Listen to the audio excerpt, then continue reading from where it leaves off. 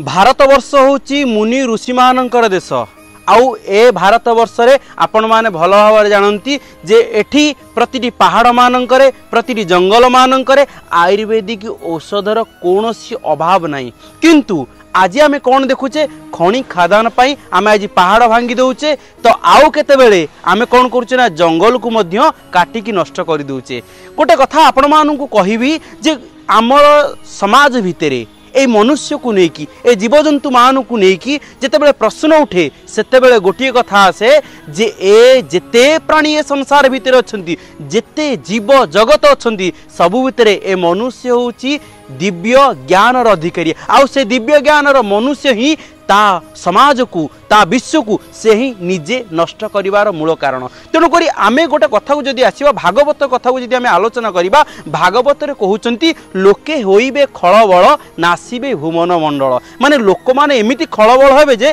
नासिबे भुवन मंडल। एठी आइला लोक तापर आइला कोन ना मनुष्य। देखंतु मनुष्यर कथा जिते आसे से भागवत कौन कहती ना मनुष्य देहे दिव्य ज्ञान देखी संतोष भगवान। एठी आइला लोक मनुष्य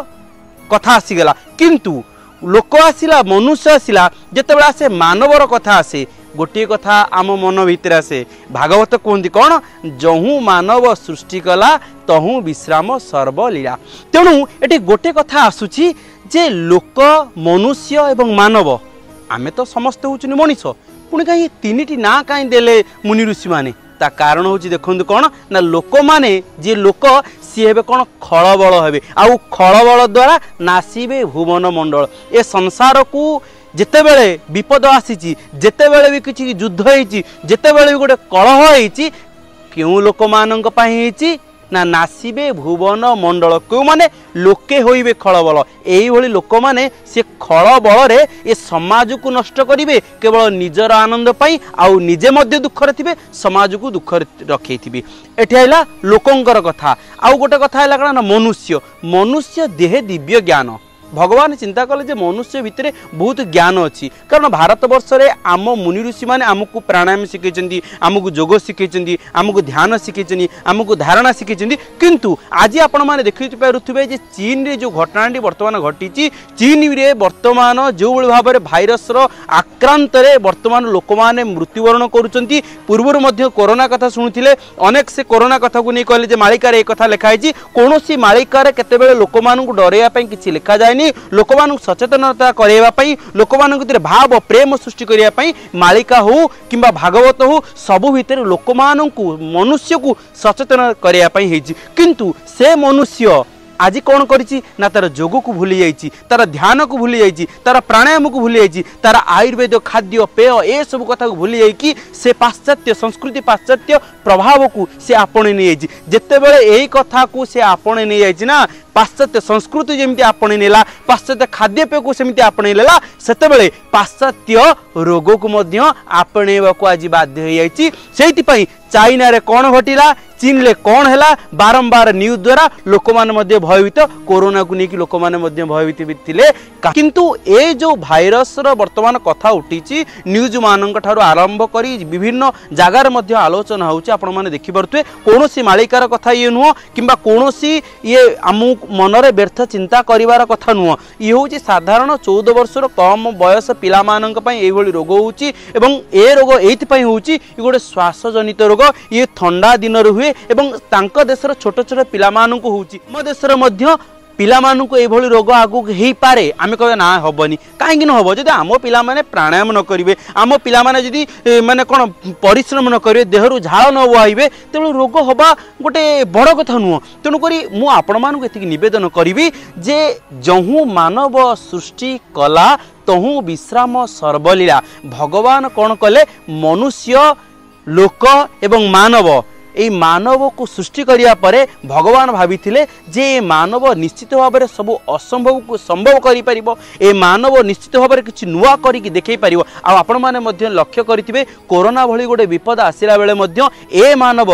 बसी पड़ी नथिला नुआ रिसर्च करिकि लोक मानक बंचैया पई सत प्रचेष्टा जारी रखितिला। तेणु करी निवेदन करिवि आमे लोकंक भली खळबळ हबा नाही आमे हूँ मनुष्य, आमे हूँ मानव, आम भितर दिव्य ज्ञान अच्छी। आमे योग आसन प्राणायाम ध्यान प्रत्याहार ठारू आरंभ करी शास्त्र पठन ठारू आरंभ करी आम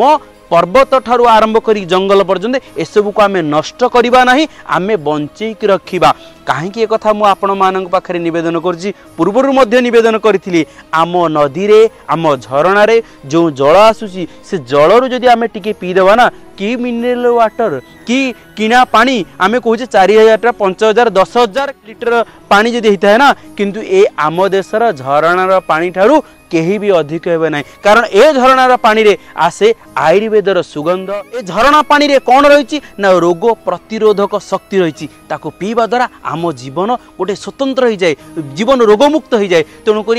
पूर्वर मध्य आपण मानू यही कथा बारंबार कही जे झरणार पहाड़र जंगलर कौन विकल्प नहीं। कौन सी जगह आपण माने चिंता करिसंती कि आपण माने केबे न्यूज रे सुनिसंती कि अरे गोटे नुआ झरणाटी आसिला, नुआ गोटे पहाड़ सृष्टि हैला, नुआ कोठाघर सृष्टि होईची, नुआ बिल्डिंग सृष्टि होईची, नुआ रास्ता सृष्टि होईची, किंतु नुआ कंपनी सृष्टि होईची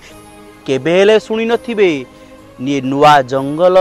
किंबा नुआ झरणा नुआ पहाड़ केतेबेले सृष्टि होईची। ए प्रकृति को जदि आमे नष्ट करिबा तार कोनोसी विकल्प नहीं। आ प्रकृति को आमे जेते नष्ट करिबा सेते आमे रोगर पड़िबा। एक कथा पूर्वुर कहिची आम ओडिशा पई गंधमार्दन पर्वत एवं आम भारत वर्ष पई अनेक पहाड़ रहिची, एमिति कि हिमालय पर्वत मध्य रहिची, केवल आम मानु को रक्षा करिबा पई। जदि आमे ए सब कथारु वंचित रहिबा, आमे ए सब कथा को जदि न मानिबा, आमे सब ए कथा को जदि गुरुत्व न देबा, निश्चित भाबरे आपण मानु को कहिबी आम मानकर भविष्यत दायद रोग युक्त हेबे, रोग मुक्त हेबे नहीं। आशा करुच्ची निवेदन करी प्रार्थना करी एतिकी कहिबी जे आगामी युवपीढ़ी माने सचेतन हेबे, ता सहित गोटे गोटे गछ लगाइबे, गछ बंचेबे एवं